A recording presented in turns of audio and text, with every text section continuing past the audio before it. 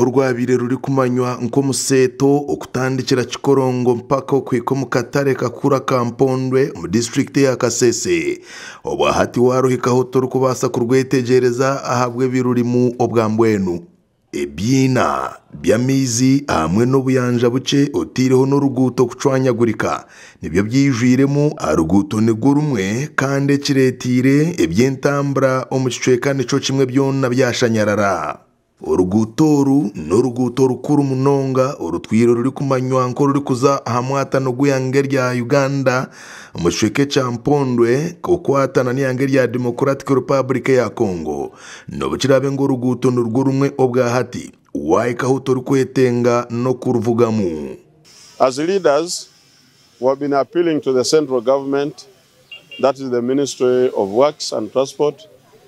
They have been promising us that the road is going to be worked on soon, but we don't know how soon is going to be soon, though they told us that the contract has been awarded to the DOT services. Otherwise, the road is in a sorry state. Umwabebembezi bo mu kicweke eki Gregory Masco yashoborora ngebyina omunkuto byona biretire kushanyarra kwebyentambura nangwa byabatana hari bujenje yo kutunga za butandu otiriho n'abamakanika abatari ku rugaha muhanda nego gumwe barinzire abo bona barije kutunga obuzibu omukutambura. This is a trans-African highway.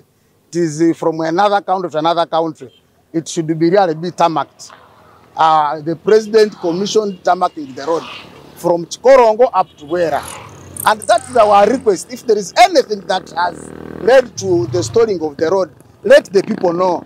Julius Masereka uri kukolesa uruguto n'urwo rumwe yashobora ari kugira ngo mwako guri kutandika umwebembeza kija yatongoza urugutoru kandi yabahereza n'amasiko ekibagizire ngo uruguto rubasa kutandika kukorwaho mu bwahihi no bukirabe ngo uwatungire contractage aba DOT services bakija batandika urugutoru kandi no bwahati nibwo bari koreka kamanyiso ko kutandika kurureberera mpora. Aba nibagira ngo Ministry y'ebyenkora n'entambura ubahati bacaryo mu kuhendera empenda yo kutandika kukora urugutoru.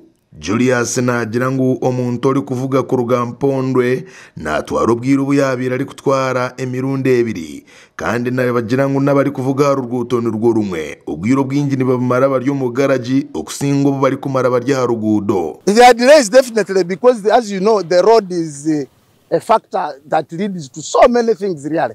Without a road you can't do much because it is the road that will enable people to take their commodities to the market.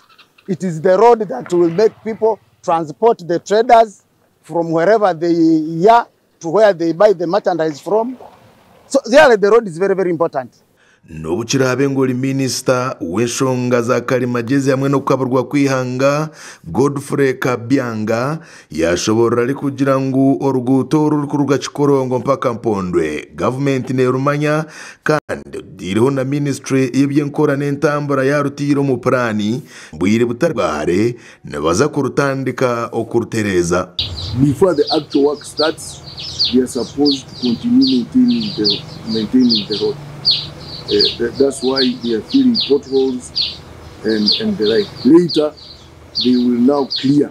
No bukirabe ngubu abaturage nibagira ngo mpaka uruguto rukozirwe babasobuteyikiriza ebigambebi abo kugira ngo uruguto embere y'ururimu ne ukwerarikiriza kandi government basa kutandika kurukora obwire bwahwire.